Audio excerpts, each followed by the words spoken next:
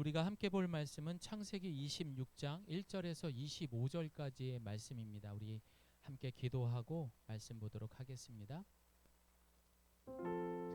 말씀으로 이 땅에 오신 주님, 죄인인 우리를 예배의 자리로 불러주시니 감사합니다.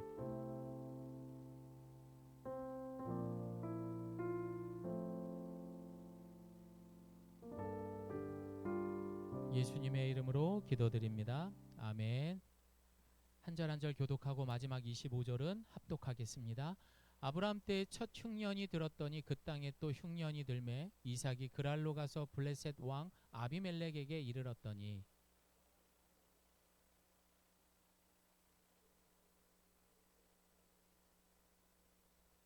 이 땅에 거류하면 내가 너와 함께 있어 내게 복을 주고 내가 이 모든 땅을 너와 내 자손에게 주리라. 내가 내 아버지 아브라함에게 맹세한 것을 이루어 내 자손을 하늘의 별과 같이 번성하게 하며 이 모든 땅을 내 자손에게 주리니 내 자손으로 말미암아 이는 아브라함이 내 말을 순종하고 내 명령과 내 계명과 내 율례와 내 법도를 지켰음이라 하시니라. 그곳 사람들이 그의 아내에 대하여 물으매 그가 말하기를 그는 내 누이라 하였으니 리브가는 보기에 아리따움으로 그곳 백성이 리브가로 말미암아 자기를 죽일까 하여 그는 내 아내라 하기를 두려워함이었더라.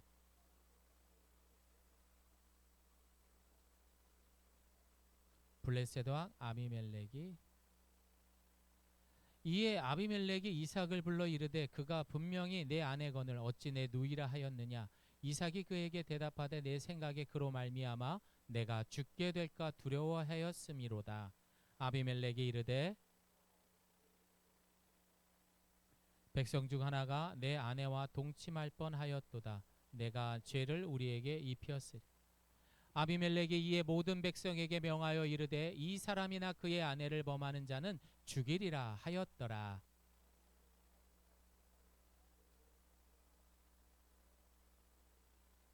그 사람이 창대하고 왕성하여 마침내 거부가 되어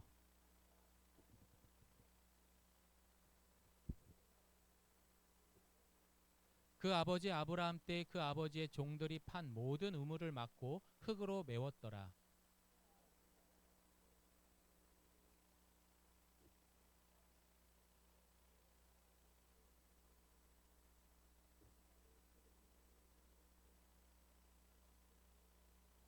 이삭의 종들이 골짜기를 파서 샘 근원을 얻었더니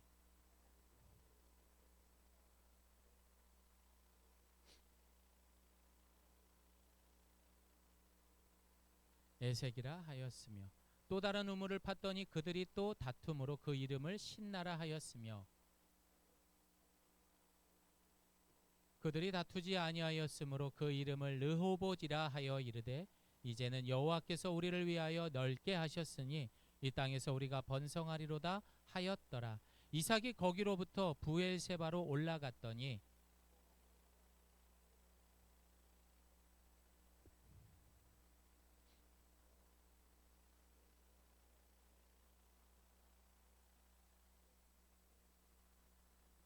함께합니다. 이삭이 그곳에 제단을 쌓고 여호와의 이름을 부르며 거기 장막을 쳤더니 이삭의 종들이 거기서도 우물을 팠더라. 아멘.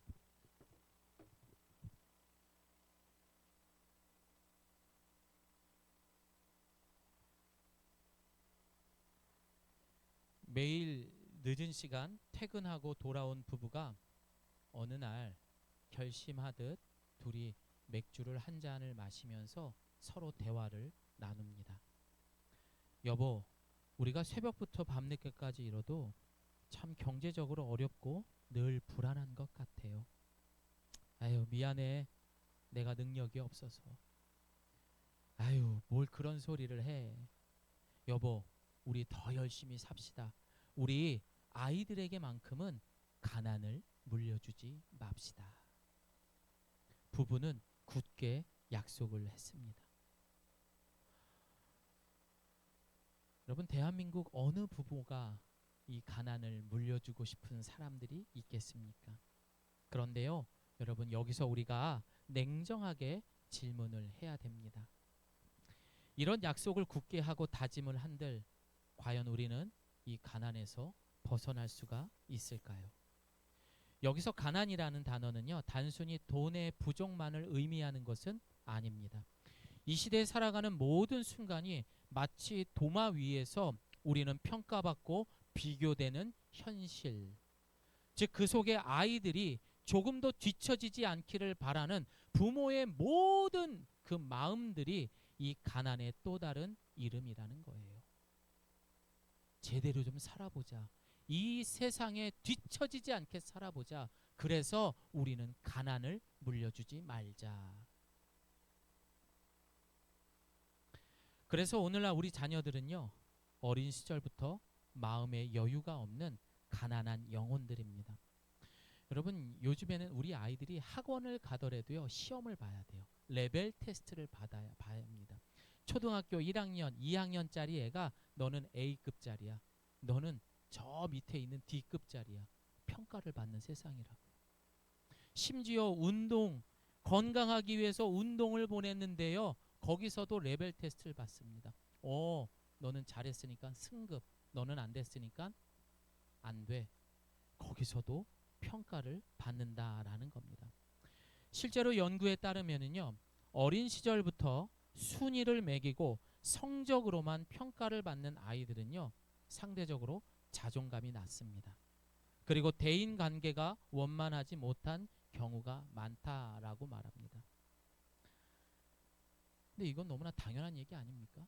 여러분, 어른들도 한번 생각을 해봅시다. 어른들도 버티기 힘든 냉혹한 평가와 경쟁의 연속을 우리 어린애들은 초등학교 들어가자마자 그걸 받고 있다라는 거예요.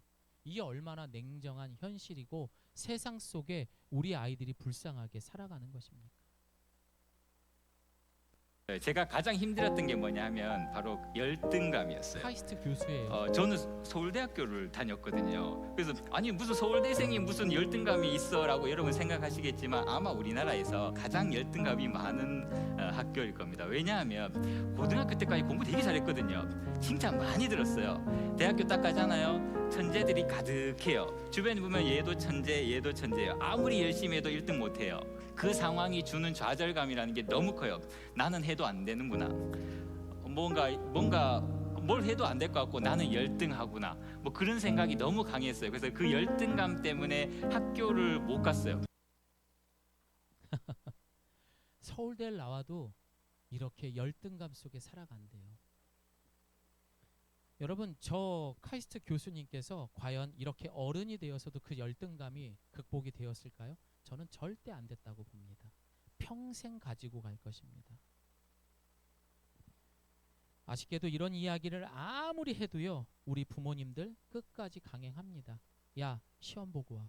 야, 가서 테스트 받고 와. 합니다. 사랑하는 우리 부모님들, 때로는 용기를 내어서 평가받는 자리를 당당하게 거절하시고 우리 아이들을 잇는 그 자체로 자존감을 올려줄 수 있는, 그런 보호할 수 있는 지혜로운 부모가 되었으면 좋겠어요. 굳이 그런 데 가서 평가를 받고 함으로 인해서 아이들, 아니에요 여러분, 절대 아닙니다. 1등을 해도 입상을 못해도 뭐라고 합니까? 부모니까 아이 괜찮아 잘했어, 꼴등해도 잘했어 라고 말해요. 그런데 잘했어 라고도 말하면 안 돼요. 그것도 평가를 매기는 거래요. 왜냐? 잘했어 하면 또 뭐가 있는 거예요? 못했어도 있는 거거든요. 그럼 어떻게 칭찬해야 되는 겁니까? 고생했다. 네. 힘들었지? 아이고 우리 딸 얼굴 좀 봐. 엄마가 맛있는 거 해줄게. 이게 위로라는 거예요. 어이 잘했어 잘했어. 어이 꼴등해도 괜찮아 괜찮아. 이거 아니에요 여러분. 배워야 돼요. 그래서 우리는 이게 참된 위로라고 하는 겁니다. 우리 아이들은 너무 지쳐 있습니다. 그래서 옛날보다 더 많이 등잔 밑이 어둡대요. 더 자식 속을 모르는 세상 속에. 왜냐하면 이 아이들은 부모의 기대를 맞춰주기 위해서 꾹꾹 눌러가면서 살고 있는 거예요. 그래서 대한민국 현실이 어때요? 자살 1위. 10대, 20대 자살 1위예요. 편지 한 통 쓰고 나가버린대요. 협박이 아니라 여러분 죄송하지만 통계로 나와 있다고요. 누가 그렇게 만든 거예요? 우리가 한 거예요.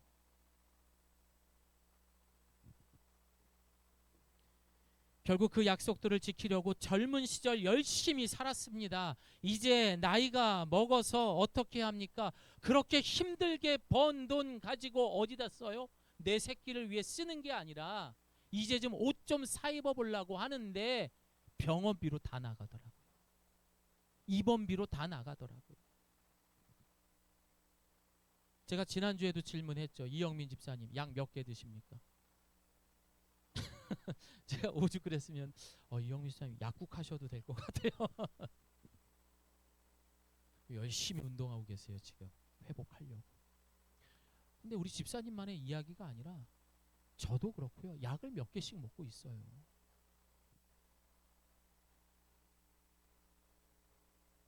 하나님, 열심히 저희가 일하고 있으니까 돈 많이 벌게 해주십시오. 부자 되게 해주십시오. 아니, 부자는 바라지도 않습니다.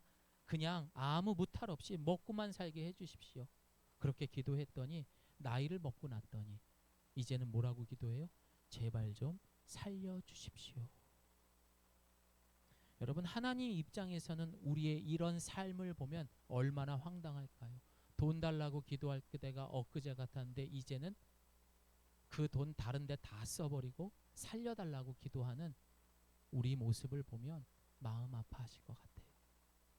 사랑하는 성도 여러분, 지금의 형편을 따지기 전에 가장 중요한 것은요, 우리 스스로 부모된 우리의 자신을 돌아봐야 할 것입니다. 자녀는요, 부모가 생각하는 것까지만 봅니다. 자식은요, 부모가 바라보는 것까지만 볼 수 있습니다. 자식은요, 부모가 밟는 땅까지만 갈 수 있는 게 우리 자녀들이라고요. 그런데 내가 할 수 없으니까 다른 사설기관에 그걸 맡긴다? 절대 안 됩니다. 이걸 어떻게 할 수 있느냐? 자녀는 부모의 열심히 사는 모습을 인정합니다. 늘 고마워해요. 그러나 그 속에 부모가 가지고 있는 불안함을 봅니다. 지친 모습을 봅니다. 그리고 그것을 똑같이 그 어린 애들이 자신의 가슴에 품고 똑같이 부모와 그 짐을 짊어지고 간다라는 거예요. 우리 아들 뭐 되고 싶어? 나는 선생님이 될 거야. 왜? 그래야 돈을 안정적으로 벌거든. 우리 딸 뭐가 되고 싶어? 크리에이터가 될 거야. 왜? 돈을 엄청 번대. 그럼 우리 아들은 뭐가 될 거야? 의사가 될 거야. 돈 많이 벌어서 우리 엄마 아빠 효도시켜 주려고. 결국은 뭐예요?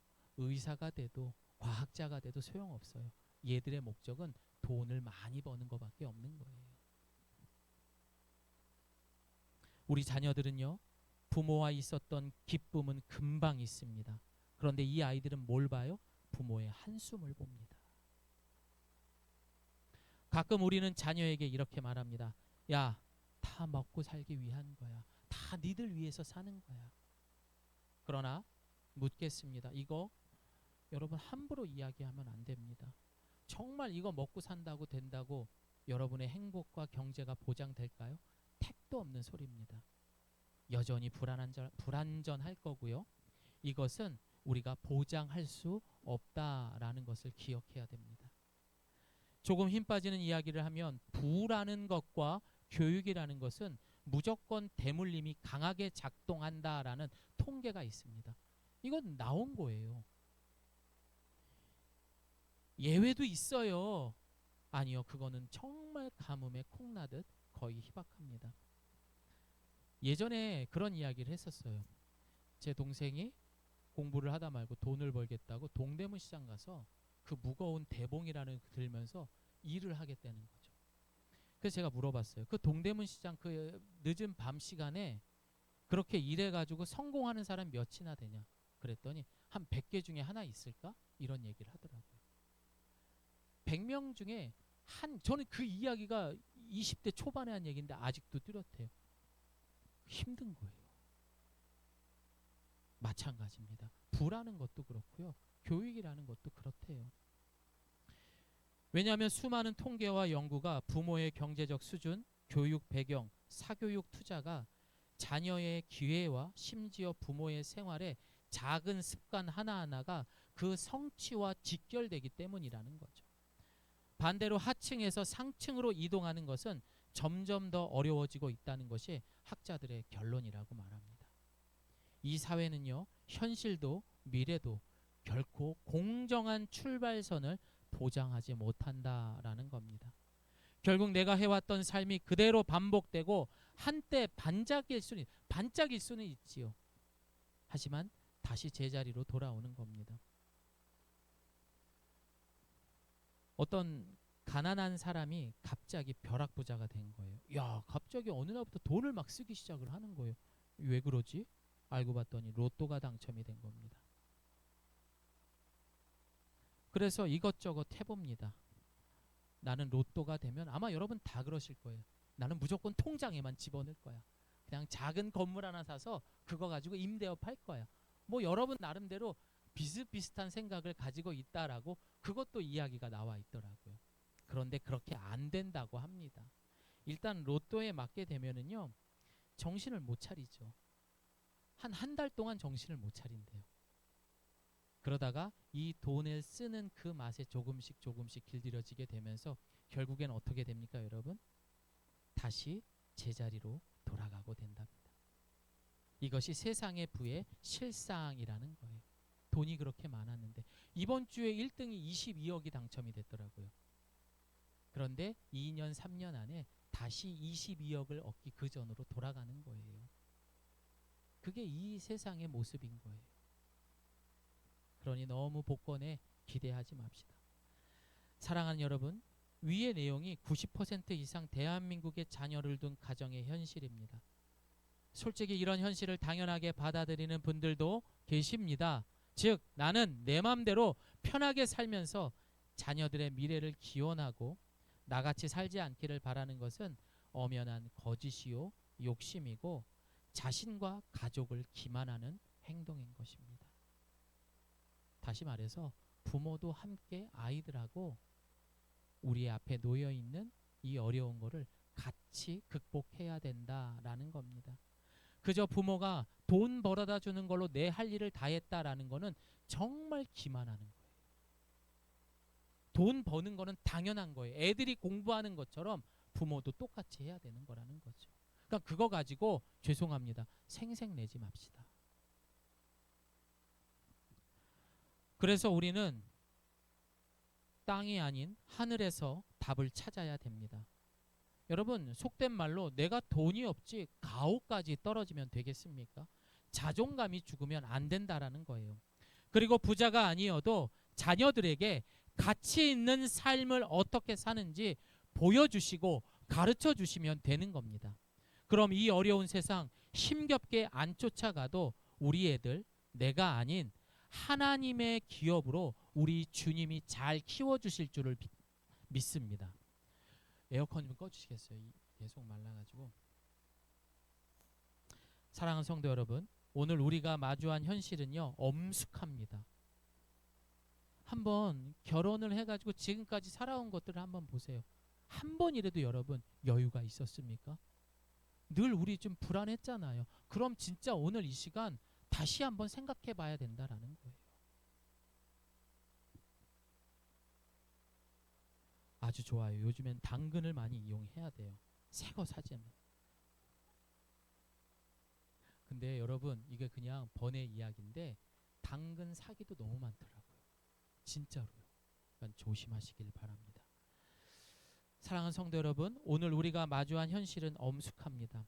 속담도 말합니다. 뭐라고 말하죠? 부자 좋다도 3대를 못 간다라는 현실을 경고하고 있습니다. 저를 따라합니다. 돈 믿지 마라. 돈 버는 것을 지금의 가난을 너무 자기 책임으로 돌리지 않기를 또한 바랍니다. 내가 돈 못 번 거요? 그만큼 여유를 못 가지고 우리 아이들에게 못 해준 거요? 그거 너무 책임감 갖지 마세요.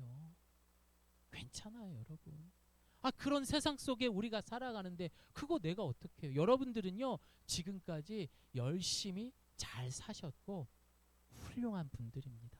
그런데 우리가 그 무거운 거를 나만 짊어지고 갔잖아요. 이제는 좀 내려놓자는 의미에서 이 세상을 정확히 바라보고 그것을 해결하는 방법을 이 땅에 유치한 방법이 아니라 진짜 생명 있는 방법으로 찾아보자라는 거예요. 복음은 다르다고요. 복음은 다릅니다. 이제부터 잘 들어야 합니다. 세상의 제사는 공평하지 않습니다. 무너질 수 있으나 하나님의 언약은요, 세대를 관통합니다. 우리가 자녀에게 물려줘야 할 가장 중요한 것은 유산이 아닙니다. 돈 물려주는 순간 우리 애들은 완전히 망가지는 거예요. 다행히 저는 물려줄 게 없습니다. 돈과 성공을 물려줘서는 안 됩니다. 우리가 물려줘야 되는 것은 따라합니다. 믿음의 유산, 바로 언약의 정체성. 네가 바로 하나님하고 약속된 백성이야. 너는 하나님께서 관리하는 하나님의 기업이야. 이 믿음의 유산을 물려줘야 되는 거예요. 우리 함께 창세기 말씀 함께 있습니다. 시작.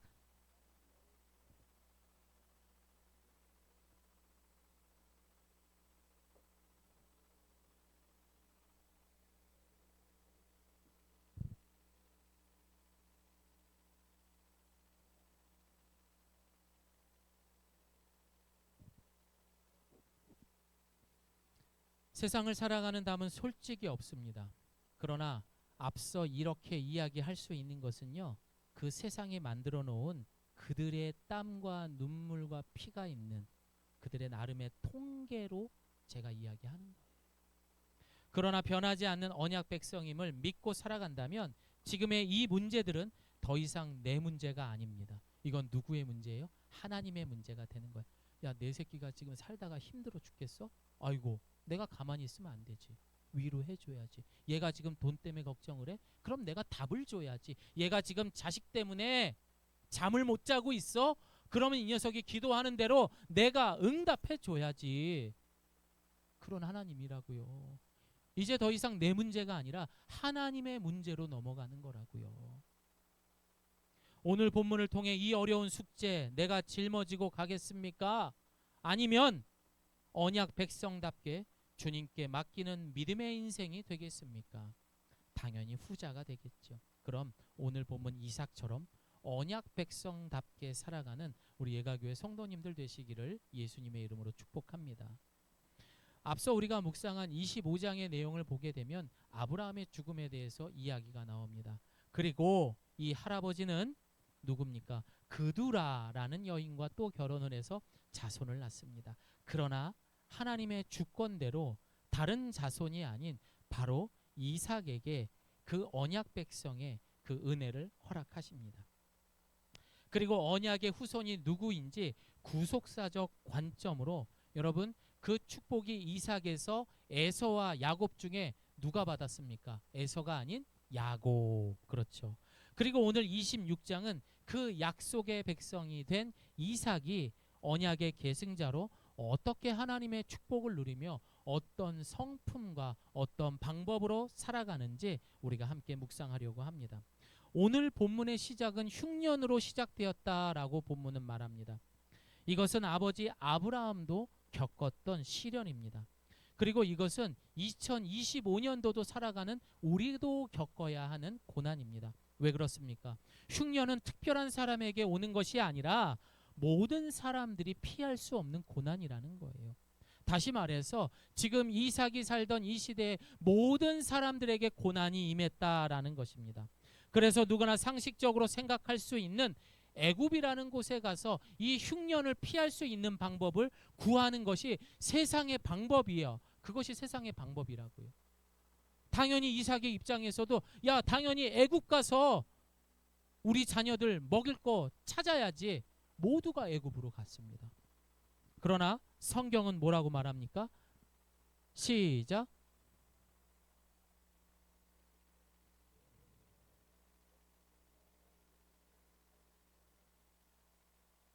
하나님 뭐라고 그래요? 예, 애굽으로 가지 말라고 하죠. 마태복음 4장에 보면은요, 예수님께서 광야에서 사탄의 시험을 받게 됩니다. 그리고 사탄이 뭐라고 말합니까? 이 돌을 보고 떡을 만든 상황은요. 예수님이 40일을 금식을 했다고요. 얼마나 힘들고 배가 고팠겠습니까? 이것은 엄연한 내 눈앞에 있는 현실적 필요를 채우라는 사탄의 유혹이었던 거죠. 야, 지금 당장 힘들면 애굽으로 가야지. 이거예요. 그런데 그 배가 고픔에도 불구하고 예수님은 그 사탄에게 뭐라고 명령하십니까? 시작. 예수께서 대답하여 이르시되 사람이 떡으로만 살 것이 아니요 하나님의 입으로부터 나오는 모든 말씀으로 살 것이라. 아멘. 여러분, 우리는요 이 세상에 부와 명예로 살아가는 것이 아니라 하나님의 말씀으로 살아가는 것입니다. 사랑하는 여러분, 여기서 중요한 것은 흉년, 곧 어려운 상황이라는 위기가 아니라 그 위기 앞에서 과연 우리는 세상의 말을 듣느냐 하나님의 말을 듣느냐, 그걸 지금 물어보고 있는 거예요. 그러나 많은 사람들이 자신의 경험과 상황을 믿습니다. 마치 장님이 코끼리 코를 만지면서 이거는 퉁퉁한 다리야, 이거는 큰 기둥이야. 내가 생각하기에는 그런 것 같아. 우리도 그렇지 않아요? 내가 생각하기에는 우리 애를 이렇게 해야 될 것 같아. 내가 생각하기에는 이 사업을 이렇게 꾸려가야 될 것 같아. 그러면서 자신의 경험과 상황을 통해서 자신만의 하나님을 만들어 간다라는 겁니다. 이 실수를 가장 많이 하는 것 같아요. 신앙생활 하면서. 그냥 어려움이 닥치면은 막 빨리 뭔가를 해결해야 되는 거. 성격 되게 급한 사람들이 그래요. 그렇죠? 웃잖아요, 자기들은. 성격 급한 사람들 막 웃어요, 지금. 네. 그래서 뭔가를 빨리 그 결과를 봐야 되기 때문에 자신의 경험을 의존하는 거죠. 그리고 하나님도 이렇게 생각하실 거야. 그러다 어떻게 됩니까? 넘어지죠. 그리고 실망하죠.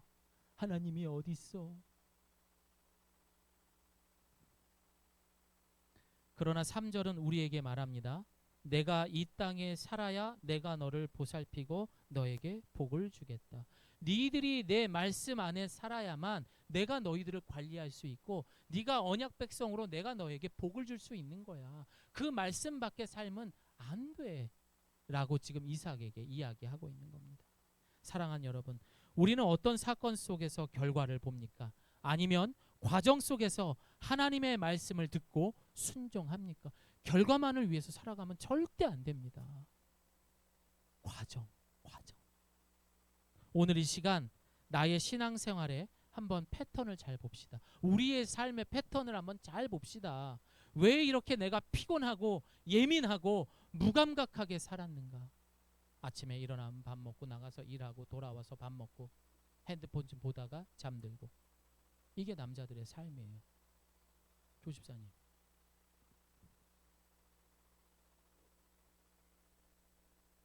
여자들은 더 대단해요. 밖에서 일하고 와서 또 애도 보고 또 집안일도 해요. 여자분들은 더 대단한 것 같아요.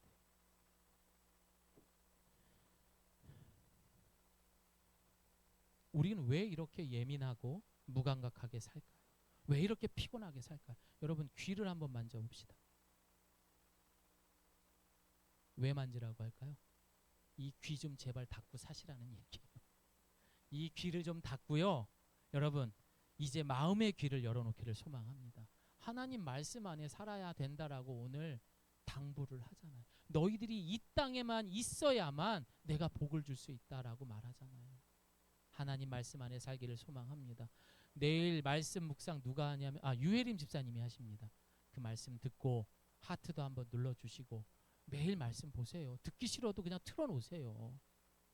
마치 밥 안 먹으면 억지로 밥을 뜨는 것처럼, 먹이는 것처럼. 오늘 본문의 과거 아브라함이 아내 사라를 자신의 누이라고 속였던 장면을 기억하실 겁니다. 에어컨 좀 틀어주세요. 오늘 본문에서도 아들 이삭이 아버지와 똑같이 아내 리브가를 누이라고 속이는 장면이 나오게 됩니다. 여러분, 참 이상하게도요, 아버지가 실패했던 자리에는 아들도 똑같이 넘어지게 됩니다. 아버지가 갖고 있는 성격들이 아들에게도 똑같이 오게 됩니다. 근데 오늘 아브라함도 이삭도 똑같은 거 가지고 똑같이 시험에 듭니다. 콩 심은데 콩 나죠. 팥 심은데 팥 나는 거예요. 부모를 통해서는 죄인의 자녀가 나올 수밖에 없는 겁니다. 저를 따라합니다. 죄는 반드시 되물림됩니다. 또 따라합니다. 죄는 반드시 끊어야 합니다. 네, 출애굽기 말씀 함께 읽어봅니다. 시작.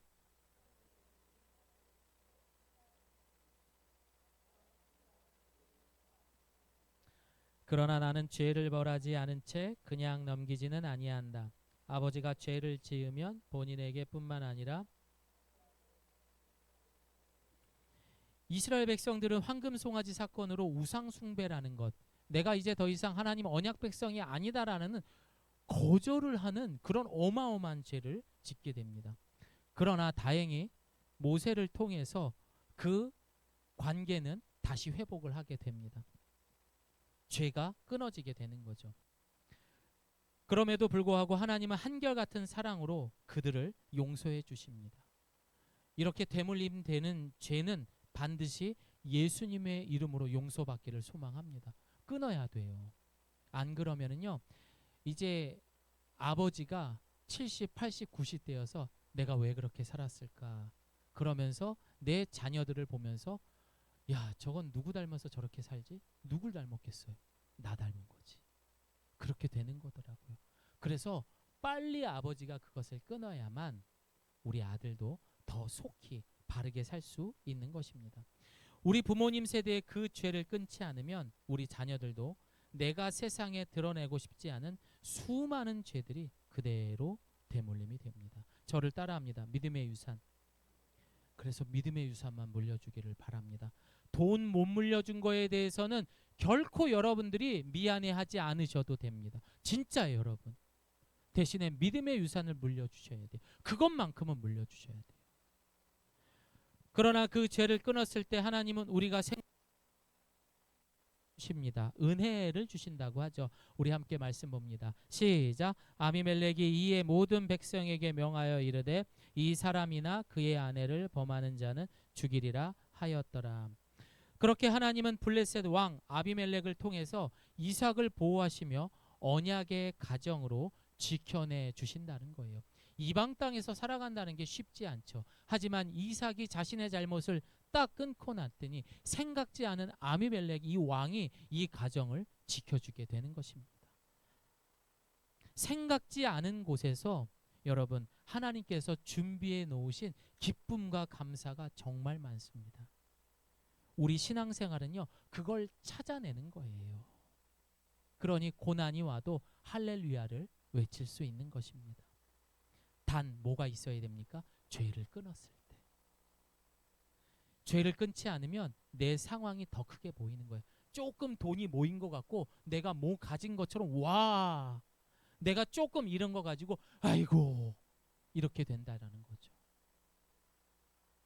그래서 우리는 죽겠다 하지 말고 죄를 끊고 감사와 기쁨을 찾을 수 있는 저와 여러분 되기를 소망합니다. 본문의 이삭은 블레셋 사람들과 우물 문제로 끊임없이 충돌을 했다라고 성경은 말합니다. 그가 판 우물은 번번이 그들에게 빼앗기게 됩니다. 첫 번째 우물의 이름은 에색이라고 말합니다. 그 뜻은요, 오늘 주보에도 나오죠. 다툼의 자리라는 뜻입니다. 그리고 또 하나의 우물을 팝니다. 신나라는 우물의 뜻은 대적의 자리, 그런 뜻을 갖고 있습니다. 사람 일입니다.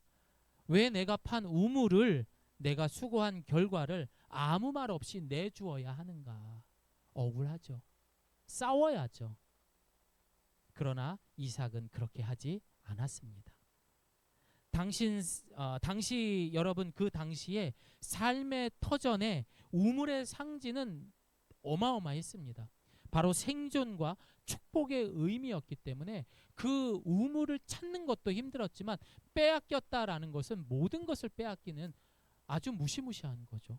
그럼에도 불구하고 이삭은 성내지 않았다라고 말합니다. 이거는 오늘날로 말하면 나의 가장 소중한 것을 건드린 것과 똑같은 거예요. 그러나 이삭은 다투지 않았습니다.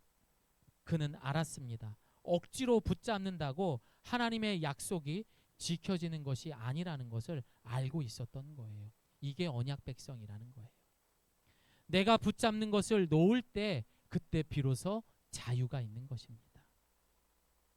언약 백성의 이것이 바로 품위라는 겁니다. 혹시라도 우리 안에 승부욕이 넘칩니까?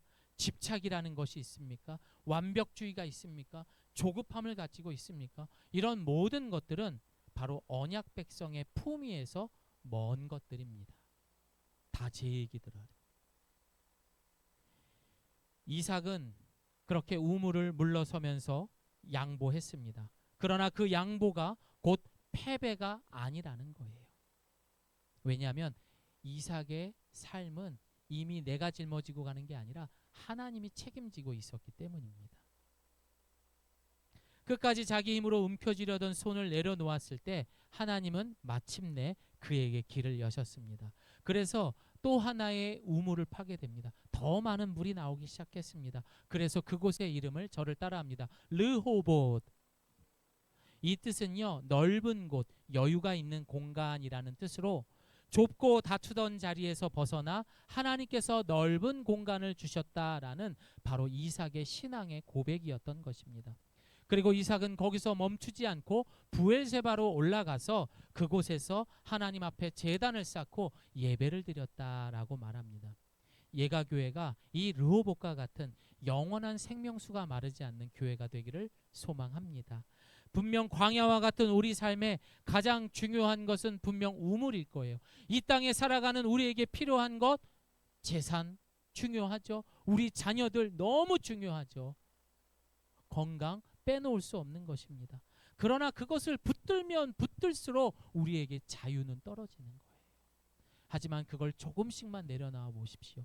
그때 주님께서 우리에게 주시는 르호봇과 같은 은혜가 있을 줄을 믿습니다.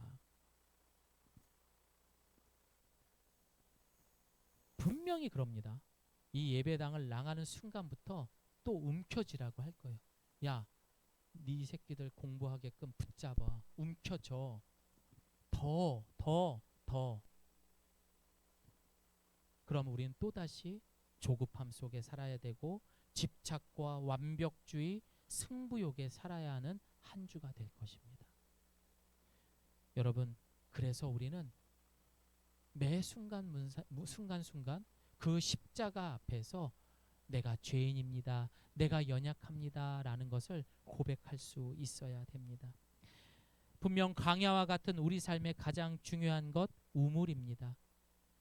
그리고 어둠의 세력은 우리를 우물과 같은 소중한 것을 통해 계속 유혹하고 공격한다라고 말했습니다.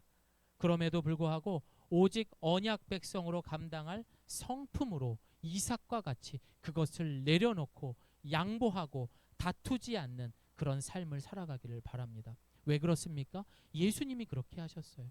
예수님은 십자가에 못 박히실 때 자신을 고발한 사람, 자신을 고문한 사람, 자신을 십자가에 못 박은 사람들까지 주님, 저들은 저들의 죄를 모릅니다. 저들의 죄를 용서해 주세요라고 예수님이 먼저 언약 백성의 삶이 무엇인지 우리에게 구체적으로 보여줬기 때문에 우리는 무조건 따라가야 되는 거예요.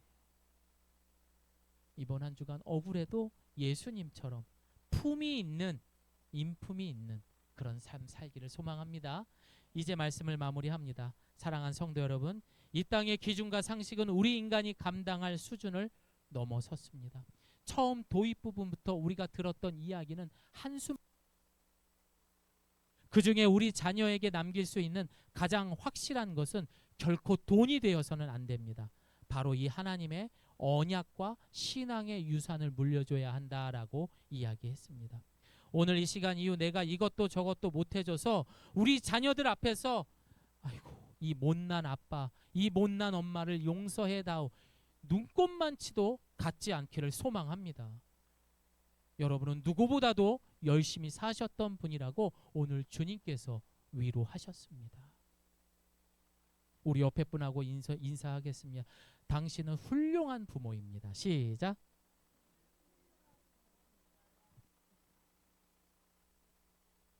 대신에 우리가 가슴을 쳐야 하는 것이 있습니다. 그건 뭡니까?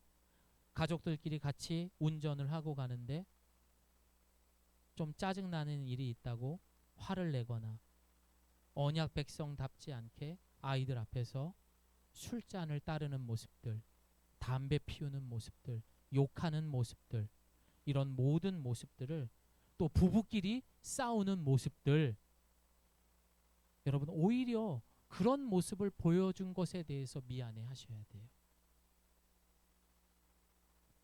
자녀들 앞에서 말씀 보는 모습들, 찬양하는 모습들, 예배 잘 드리는 모습들을 잘 보여주지 못한 것에 대해서 더 가슴을 칠 수 있기를 바랍니다. 내가 너한테 나이키 못 사줘서 미안해. 이거는 아니에요, 여러분. 다시 한번 말씀드리지만 우리 아이들도 언약 백성입니다. 내가 키우는 게 아니라 주님이 알아서 키워주실 기업임을 믿으시기를 바랍니다. 저를 따라합니다. 나는 예정된 사람입니다. 나는 언약 백성입니다. 사랑하는 여러분, 이삭의 이야기는 단순한 옛날의 이야기가 아닙니다. 오늘 냉정한 현실에 언약 백성으로 살아가는 저와 여러분의 이야기고, 무엇보다 신앙의 유산을 물려줘야 할 우리 부모님들이 뼛속 깊숙이 새겨야 할 말씀들이라는 거예요.